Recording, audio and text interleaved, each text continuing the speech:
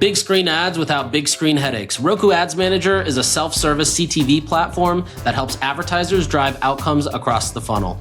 Start today at advertising.roku.com/limited supply.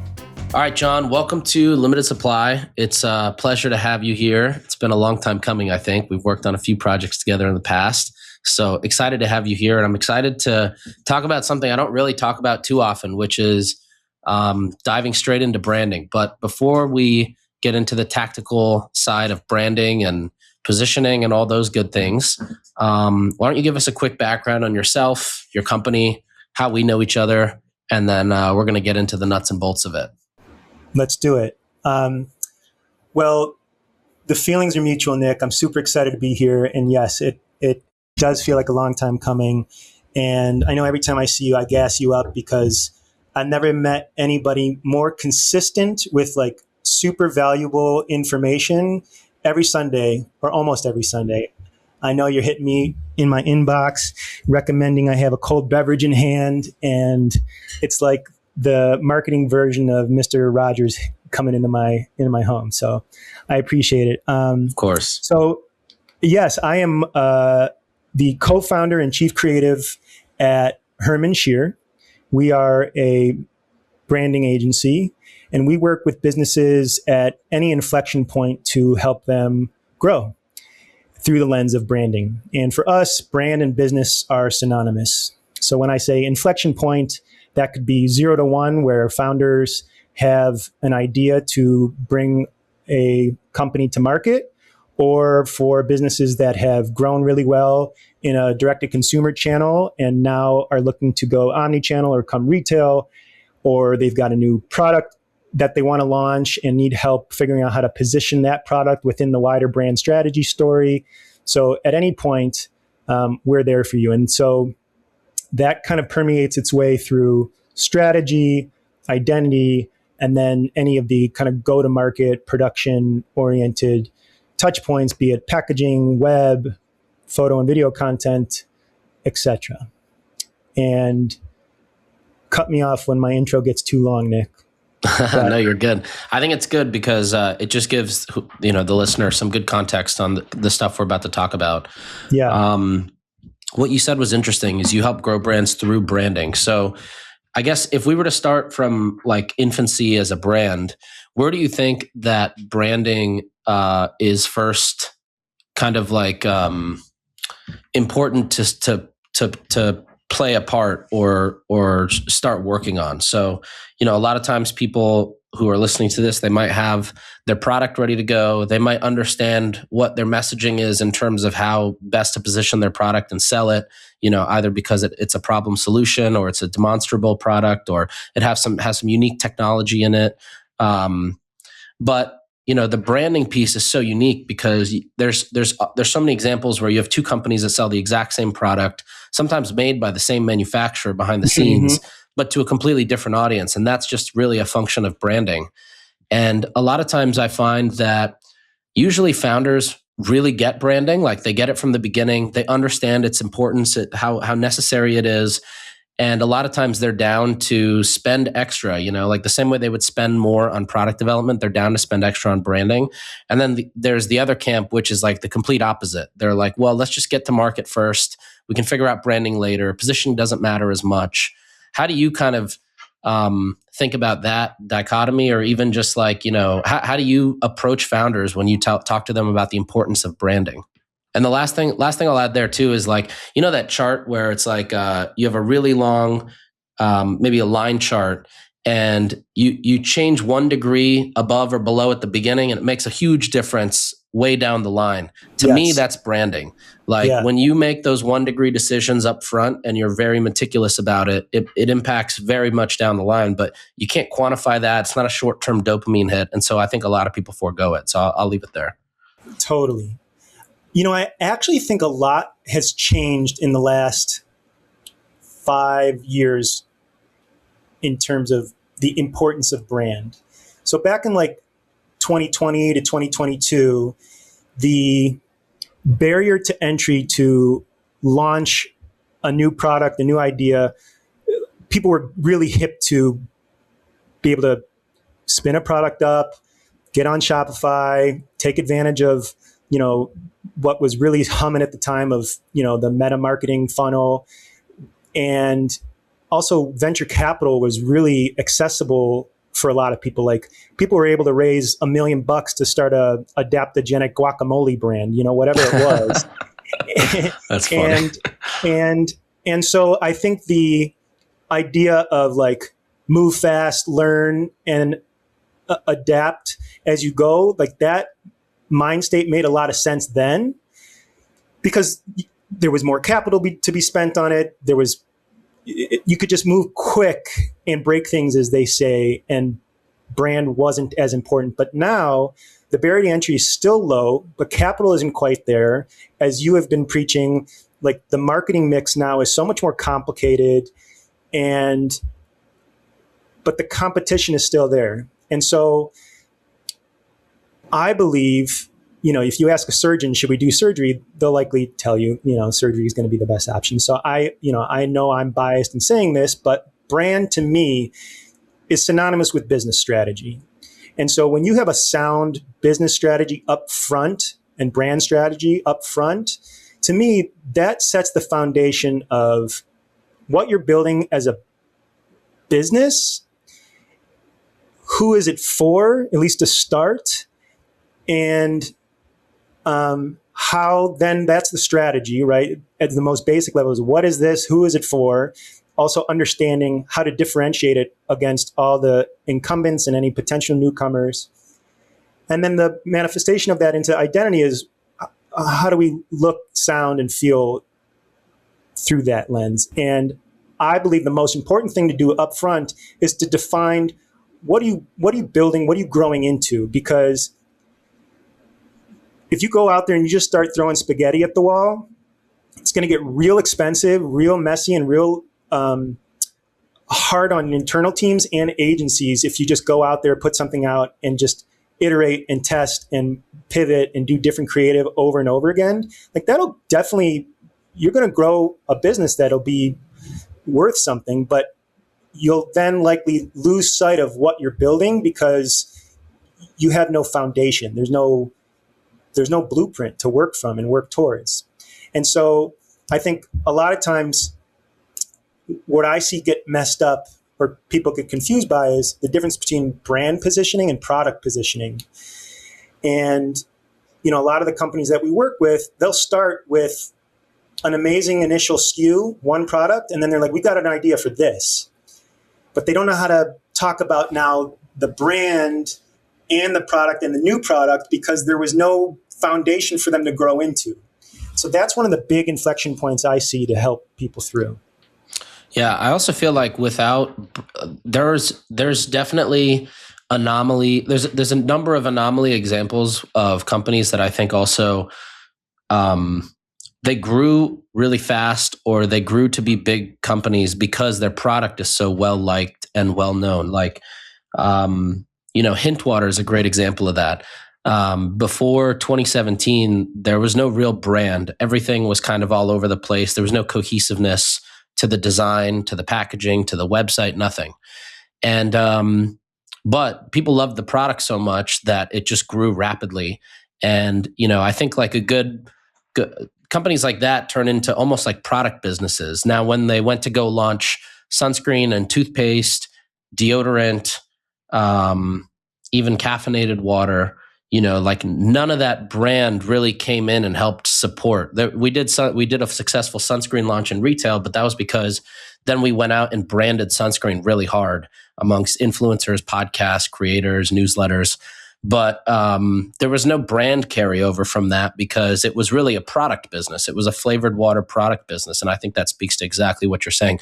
On the other hand, I'm thinking, well, what a lot of people see at branding agencies is this really beautiful execution across every touch point, whether it's social, whether it's email, whether it's iconography, animation, motion graphics. But then you look at companies like a Home Depot or a Lowe's, and these guys never have beautifully designed emails or social posts. So like, how do you think about branding in that way? Or is it that because they're so old, they don't necessarily need that kind of, like when you look at a net new artist today, right? They're putting out insane amounts of content to break through the noise. become heard or get attention. But then these more older school artists, they don't need to put out as much content because their name holds that notoriety. Do you think it's very similar in the branding world? Yeah, I mean, legacy businesses who have decades under their belt building brand equity, the beauty of it all may not matter as much, especially like for something like Home Depot. It's very utility oriented and there's not a whole lot of competition. But I tell you what, if I got a chance to work with Home Depot, what a fun project that would be. But yeah, I think with Home Depot example, they've been advertising and in more traditional ways for decades. And so people know what it is, they know what they're going for, and they've stayed really consistent with what they're doing, what they offer, and who it's for. So they still have sound brand strategy at the core of it. You don't see them stretching in ways that confuses their customer base where they're like, hey, Home Depot, now we're going to introduce this whole flavored water, right? Like they're not going there and messing up. People are buying into Home Depot versus, let's say, a Lowe's. Like so they're buying into what Home Depot stands for, or maybe it's just because people live closer to Home Depot. I don't know. Different use case story for all of it. But I think what we were circling around before is like, yeah, are you setting people up to buy your product, or are you setting people to buy into your brand so that no matter what you come out with, they're gonna buy it? And in the case of Hint, had the founders and executives at the business been like, hey, I have a vision for Hint where we put a hint of flavoring or a hint of scent in a really organic, natural way into any product, and that becomes our vision. Now, whether it's water or sunscreen or deodorant or whatever, people understand, oh, this is Hint, where they add a hint of natural or organic flavor. I don't really remember Hint's whole differentiator, but yeah. So that's, to me, is kind of like a retrofitted brand strategy where it's like, hey, let's set out to educate people that Hint is a lifestyle brand, or however you would position it, that adds a hint of delicious, subtle flavoring or scent cues to everyday items. And then that could have set them up for success. Yeah, I feel like too, the one thing you touched on with Home Depot and Lowe's is like their consistency. Their photo shoots or their ads today probably can look synonymous with their ads from 10 years ago. And one other thought on that is, like for a brand that's either getting started, or let's say a brand is even 5-6 years in, like how do they even go about, like, okay, let's say they say, all right, we do need to go educate the market. We do need to go better brand ourselves or establish ourselves as X. Like, how does one even go out and do that? Is it just making sure that at every touch point there's consistency in messaging, or are there channels that you recommend to clients that they go out and do things or events or whatever it may be? I'm not sure. I think brand at a certain scale becomes equally important internally as it does externally. And what I mean by that is, I think there should be a great effort to do some consumer insight work with existing customers, lapsed customers, prospective customers, to really understand and get answers to whatever you may be confused about internally. Do people know us for this color orange that, in the Home Depot example? Do they know the orange, or are we just forcing it? Or, does this value prop and that value prop, do people care about it? Do they care that we're a B Corp? Like, whatever you want answers to, ask your customers, get some insights. And then also understand from your employees and your team, are we all aligned? Are we saying the same thing? Like, do we have the same vision for what we're doing here? And alignment internally and with partners, be it an agency like ours or working with somebody like you, like, alignment is everything. And once you start having all those vectors shape up of like, here's what the consumer says about us, here's what we think, you can start to thread the needle and just get ultimate clarity. To me, brand is synonymous with like clarity of who we are, who we're doing it for, why we're doing it, what it is. It's just clarity. And then all the pretty stuff gets layered on top of with those insights. And what I mean by pretty stuff is like thoughtful, easy to understand, perhaps clever, educational messaging. Then any design modifications to any touch point. I think one of the things, I'm going to get on my soapbox real quick here. One of the things that irks me as a branding professional is when people review or talk about a rebrand and they just look at the logo.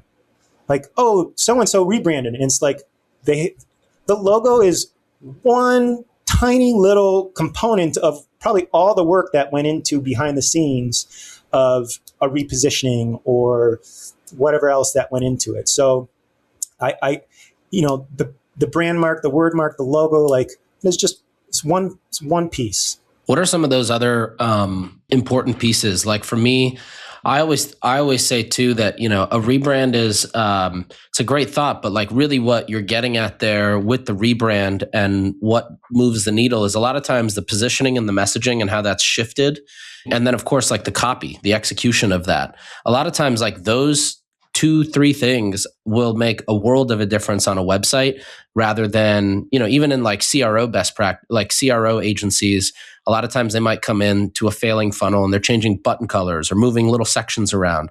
But what they really require is like a whole copy overhaul, messaging overhaul, positioning overhaul. Any thoughts on that? Yeah, I mean, anything beautiful on top of, do you swear on here, Nick? Yeah, of course. Fuck okay. Yeah. Anything considered beautiful or design oriented on shitty messaging is lipstick on a pig, right? So, without a thoughtful strategic foundation built on alignment between all parties involved, customers, internal, external, once you layer on thoughtful messaging that speaks to those insights, then you can think about making things prettier.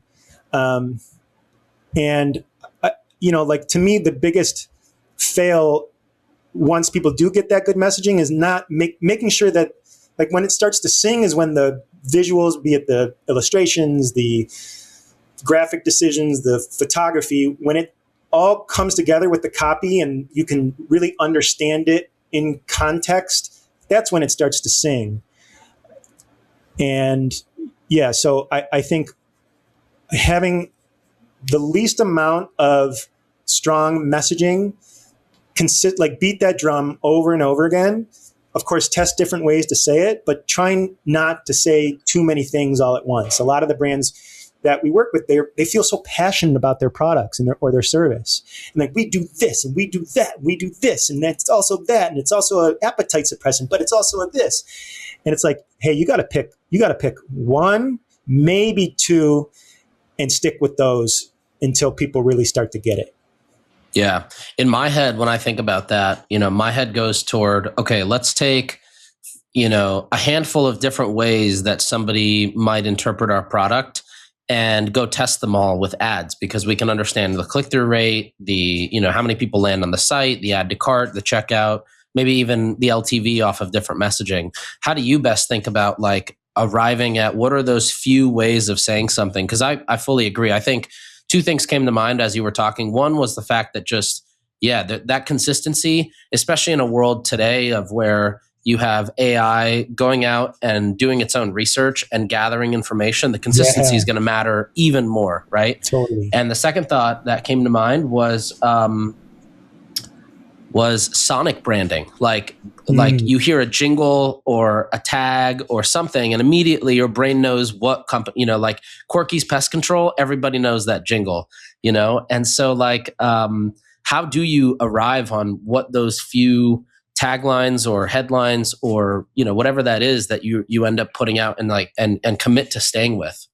I think a multitude of inputs can help give confidence to stick with that tagline. Or I don't think the single tagline is something companies should try to force, at least early. Like, I think you need a bevy of brand lines to test and iterate, to your point. And also because people get ad fatigue. Like if I see the same line of copy over maybe different images, on my feed, I'm going to get bored, but like at least have conviction on the sentiment of what you're trying to say and try a different ways in. And then once something hums or something sticks or internally, like that's just how people talk about it, then go all in and create a jingle if it makes sense for your brand. And then it becomes the just do it, or, whatever that sticky one-liner is. Let me put you onto something if TV is felt too hard. Roku Ads Manager is a self-service connected TV platform. You can build campaigns within minutes, optimize them inside the platform, and keep billing simple. It's built for growth and D2C advertisers who want a low barrier to entry and no big commitments. If you want to get on the big screen without old school processes, go to advertising.roku.com/limited supply. Now, another thought I've had lately is I feel like 2023, coming out of COVID in a full, I forget what year we came out of COVID. Was it 22 or 23 where we were fully out? Man. Maybe 23. I don't know. It was all a blur. I think it was 20, like the beginning of 2022. We were we were masks off. Let's go. Our jail cells were open back up. Yes. Yeah. So, one thought I had was the years coming out of COVID, I think there was such a seeking by everybody for a sense of community.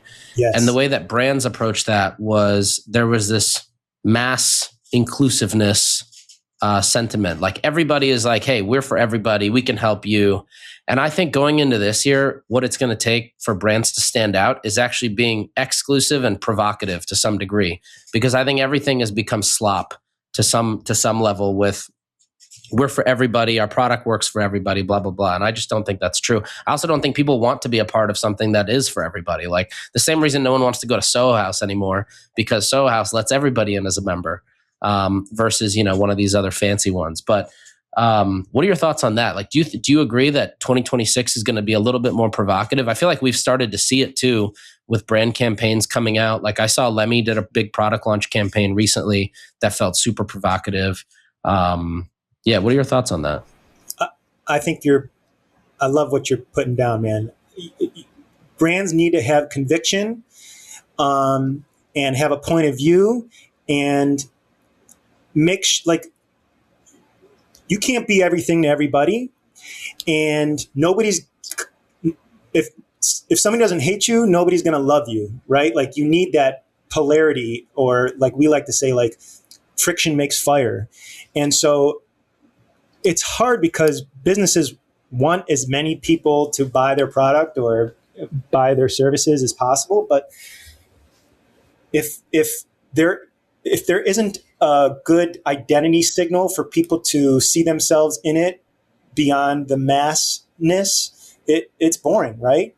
And so I think you're exactly right. Especially I think what's so good about the internet is people see themselves in the most specific, my TikTok reels, right? You'll see something and somebody complains about something that you're I thought that was just me.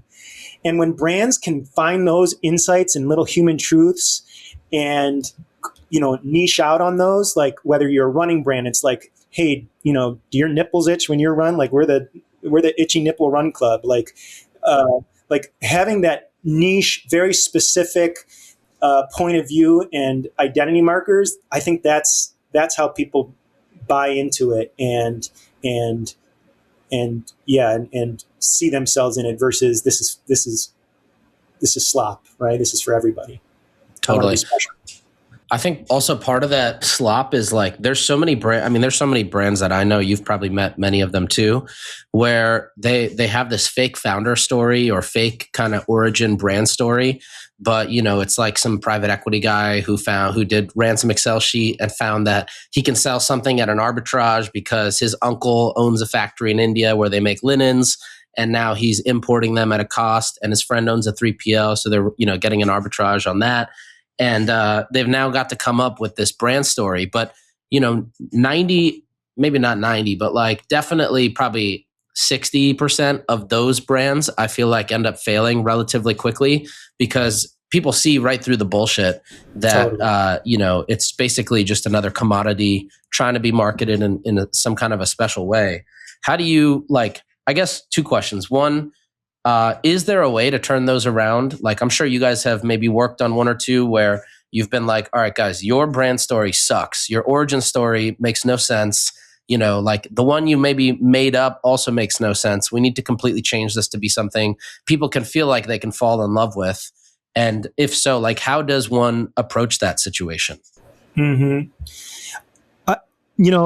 The importance of a founder story all depends on whether there is, you might throw up in your mouth a little bit, whether there's an authentic founder story or not, right? Like that buzzword authenticity actually matters when it comes to a founder story. And the best brands give their customers some credit for, like you said, like seeing through the bullshit. And so if you don't have a good founder story, then come up with a great philosophy and lean on that. So it's kind of like either have a great brand philosophy or lean into a good story if you have one. But at the end of the day, make your customers the protagonist. It's their story. And how does your brand enhance that story? It should not be coming out and being like, we are the best or we're better. It's how is this going to make your life different in a way that you value? Yeah. Do you have any good examples of that? Like either going from a bad founding story, you can even just make one up, and then going into like a philosophy? Honestly, not off the top of my head. Actually, I believe Athletic Greens started with a founder story of an athlete who concocted, a daily green powder mix that they were taking on a regular basis to supplement their nutrition. And they went through some amazing rebrand over the last few years. And obviously they're killing it. They're expanding beyond just the green powder. They've got so many different competitors coming after them, and they have created a really good philosophy, but more so they have now made the consumer the hero and painted a picture of what your day and now night looks like with AG1. And they took out athletic from the name strategically because a lot of people don't consider themselves athletes. And those are strategic decisions that I believe reflect, hey, here's a company started by an athlete. I made this product. If you're an athlete, you're going to love this too. Then they were like, oh shit, we're cooking now. We got to go after people who don't consider themselves athletes. And people like the science, so let's make it sound scientific with AG1. Right, let's get Huberman involved. Yeah, let's get some credibility with these talking heads for the optimization and longevity space, and now they're cooking with gas. So I think that might be a good example to what we're talking about. Yeah. The talking heads is really interesting too, because I feel like so many brands have dipped their toe in. Like I remember 7-8 years ago, Maud, the sexual wellness brand, brought Dakota Johnson as like a chief creative officer, and I feel like that was kind of like the first version of, all right, how do newer brands bring these celebrities in without it feeling like a paid promotion? And then we moved more toward these more co-branded products era, and then fully these creators and celebrities launching their own versions. But now we're seeing a lot more of those old school endorsements and bringing them in for content or whatever. How do you think like that impacts a brand early stage or late stage? And do you think that is do you think that's one of those things, kind of like going from shitty branding to philosophy, that can really put a flag in the ground for a brand when they sign up to work with somebody like that? For sure. And like anything, you can do it really well, you can do it really bad. One of our clients, Bobby, the baby formula company, they did a partnership last year with Cardi B, and it went bonkers. And that was great, right? Like, she's culturally relevant. She's a proud woman. She's got a strong voice.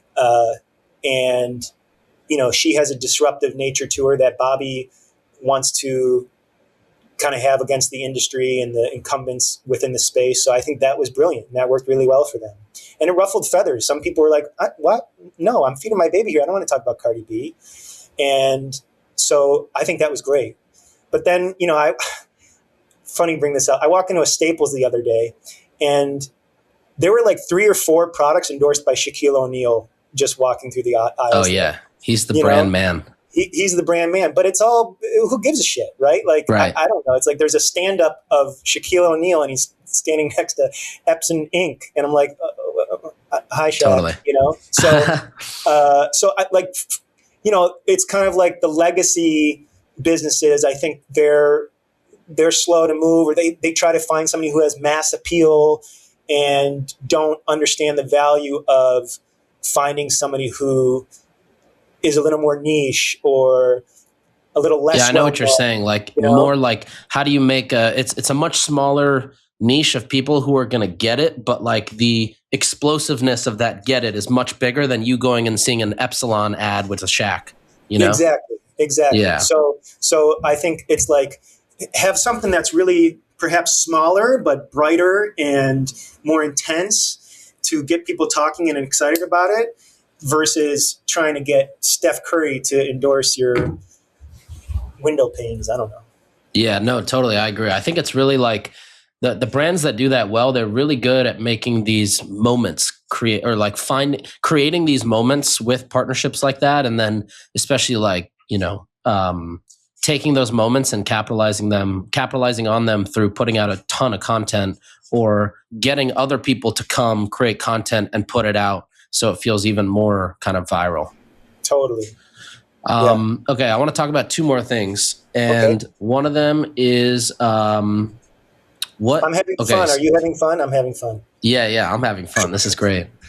Okay, so like I have a list of things in my head that I just hate about other performance marketing agencies. They might do, they go after a new brand and they lock them into a 12-month agreement up front that they can't get out of, or they agree to help a brand, but their incentive structure is aligned with the more they spend, the more they make. So they have no real, bumpers on performance, or they sell you in with a 40-year-old CMO, and then you get handed to the guy who just graduated USC, whose dad knows the CEO of the agency and is running 7 Facebook accounts with no training. What are some of the things that you see in the branding world? You don't have to name names, but what are some of the things you see that just irk you, that founders get screwed over on, that they can avoid? Mm-hmm. Like we talked about earlier, any creative output or deliverables that are not founded and provided with strategic foundation is lipstick on a pig. And I think for agencies or freelancers or whoever dives right in and starts designing or starts creating without we like to say, let's slow down in order for us to speed up. So let's set ourselves up for success and have alignment and really understand your business and how does your business make money, and who are your customers and who are your competitors, and what do you care about that's happening in culture right now, and how do all these things intertwine so that whether it shows up in the creative or not, we are working and we have a shared vocabulary, a shared understanding of what we're set out to do here. So I think any agencies that come in and they say, okay, we'll start with logo exploration. It's like, no, that's a waste of time. Maybe you'll get something good looking, but that's just not what's totally important. So that's one thing. I think, another thing, and I don't know that other agencies do this. I'll say one thing that we've learned from is to do a proper brand strategy through identity process, be it a rebrand or a 0 to 1, it requires time. It requires rumination. It requires clients to take their time giving feedback that's consolidated and actionable. So I think over-promising on timelines, or especially when clients come to you and they're like, we need it by Q1, and it's just an arbitrary date because they love to move fast, that doesn't set anybody up for success. Yeah. Also, such a red flag on the client side too. Totally. And like, we have a lot, like I've had a lot of experience, like, how do you build points in your process that builds trust, that you reground on? Like, some of the best agencies, like, sure, the creative work is good, but like, man, what you don't see behind the scenes is like great account directors that are setting expectations for your clients, Huge. maintaining a relationship and asking questions. And like, I think a lot of people pay attention to agencies that have creative as part of the output, but it's hard to put a portfolio together on how great your account directors are. And they're kind of like the smooth jazz in the background. They're just making things happen, I know I'm not answering your question about what irks me, but I'm just trying to think of the things. No, this is all good stuff. Okay, great. Another thing that we come up against a lot is content, meaning like photo and video content and creative, is a whole separate process from brand identity work. And so what I mean by that is, like, you come to us and you're going to work with us, and we're going to set the foundation for what the art direction of your imagery will look like in a lifestyle setting, in a product display setting, in a e-content way. But at the end of it, we still got to shoot it or leverage AI tools or whatever to produce it and create the content. And we took a lot of fumbles years ago where we thought that was obvious, but the clients were like, where can I use these images? And they're like, no, those are just set to, set the look and feel of what a production would ultimately. So I think going to an agency and thinking you're going to walk out all in one with a whole new set of imagery or photo assets, like, no, baby, that's another scope. And so I think that can often be something that takes clients who haven't done this before by surprise. First of all, anybody who's listening to this should go to the Herman-Scheer site and just see like the depth of the work you guys do, because it's amazing. And if anybody's got if they're fortunate to work with you guys, I would highly recommend it. But, I always love to also play for the bootstrap guy, or gal. And so if I was a bootstrap founder, I'm on a shoestring budget. I just quit my job. I've got 6 months of savings to try to make this thing work. How should I approach branding? Like, I've got a product. I know that the product works. Let's say it's a gummy vitamin, to keep it simple, right? Yeah. It's a gummy vitamin. It helps you sleep better, or maybe gives you more energy, whatever it is. But like, how should I approach this as somebody who's maybe a one-man team? Maybe I've got one person helping me out part-time. Like, should I think about messaging first? Should I think about the visual identity first? Should I just get a website up and start getting transactions first? I hate when people say good question, because it's like, of course, you've had a podcast for X amount, but it's a good question. Invest in clarity for yourself, for anybody else you bring on.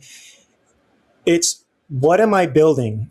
What is my brand? Yes, I have this first product, but like we talked about before, you don't want to brand a product, sell it, and then realize, oh, I have one product. I wanted to create I don't want a lifestyle business. I want to raise capital. I want to go to the moon with this thing, baby.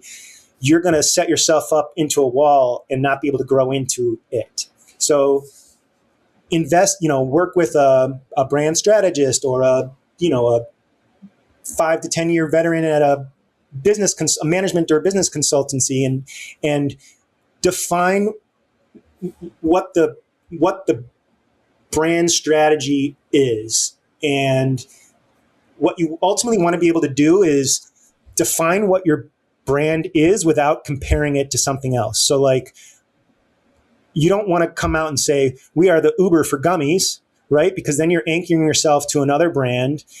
You also don't want to come out and say, hey, we're a better version of a daily vitamin, because then the next person comes out and says, well, we're better. And then it becomes this thing. It's not unique.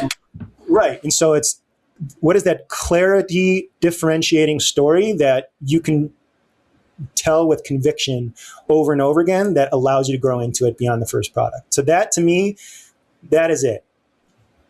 And then build an identity from that.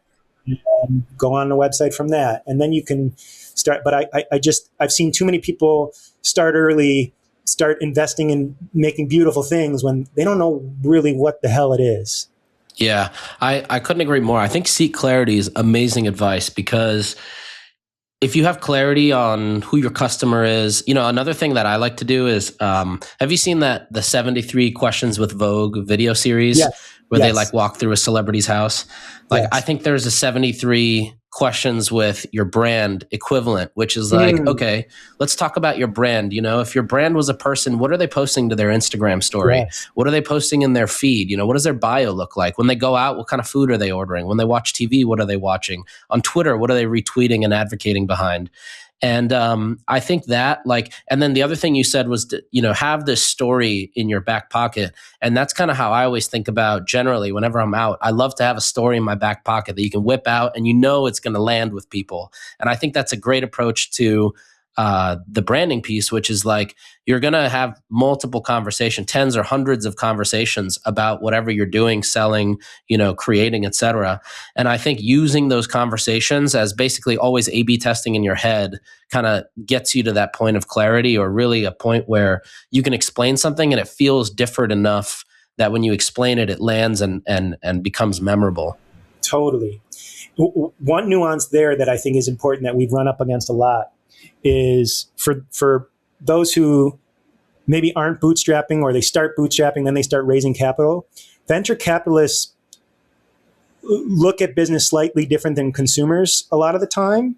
And, they have a portfolio thesis that we're investing in AI, or, systems this, or, products as service, or whatever it is. And oftentimes when founders have gone through a year of raising capital, they come to us and they start pitching us and telling us that, hey, I know what my story is. And they give us the venture capital version. It's like, a consumer doesn't know what the fuck you're talking about, man. Yeah.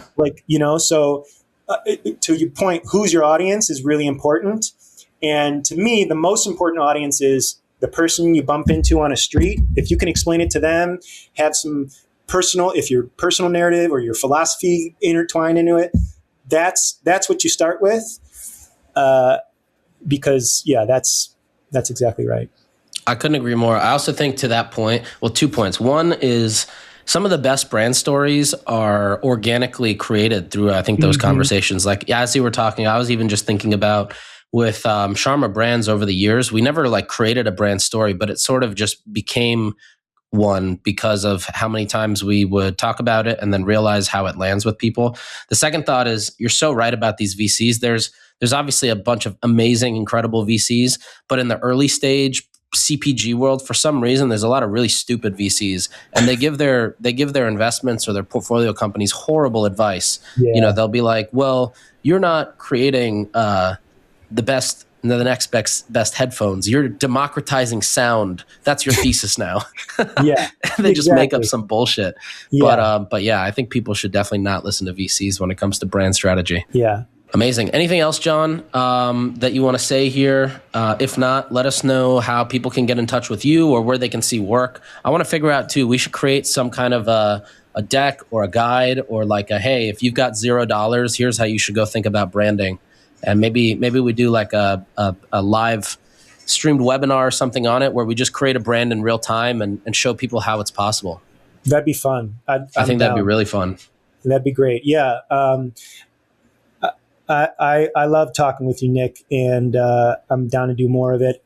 Get me in that Sunday newsletter. Let's have fun with it. I'm on East Coast now too, so I can pop. You're still in New York, right? Congrats. Yeah. Thank you. Yeah, so I can pop up to New York on a whim. But yeah, as far as a plug for Herman-Scheer, so like I said, we've been at it 15 years, really anchored on kind of the business impact of what branding does for companies at any inflection point.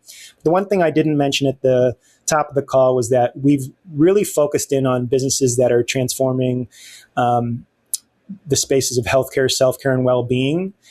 And we got there, Nick, to what you were just talking about. How does the story that you're telling people inform, what you tell people is who you are, what you are. And what my partners and I realized is that a lot of our work was already in the health and wellness space. And personally, we had just had kids. Our parents are getting older. We're part of this sandwich generation, and we're starting to take our own health more seriously as, middle age creeps up on us, and we decided to go all in on that. And so that has been like rocket fuel for us. And now we have even more expertise, and the Herman to my Scheer likes to say we start on third base as far as like what are the psychographic kind of orientation of the consumers and your early adopters. Like we know them so well, and we are them. So that's my little plug. I think that's also a great last tidbit to like deciding the agency you work with is you want to make sure your customers are actually working there. You don't want like some 22-year-old kids in Brooklyn in a conference room deciding everything when you're selling to 45-year-old women, Totally. in middle America. Totally. And, it's funny you say that. We brought on our third partner, Allison. She's a 40-ish, I won't say the exact, 40-ish year old woman who comes from a 150-person strategy and insights firm. And one of the other reasons I moved away from Los Angeles was I wanted to get out of that kind of epicenter of the health and wellness movement and see what's happening in what's considered a flyover state here in Ohio. And so I'm proud to say that like I have a finger on the pulse of what's happening at the cutting edge of health and wellness. And I also see how that has trickled into the Midwest here. And it's been really good for us. So to your point of work with the people who are your consumers and not, what'd you call it? 22-year-old Brooklynites who probably do amazing creative work. But yeah, you're right. Amazing. Well, John, thank you for coming on. We're going to do some more things soon for sure. But until then, be well. You too, man. Thank you so much.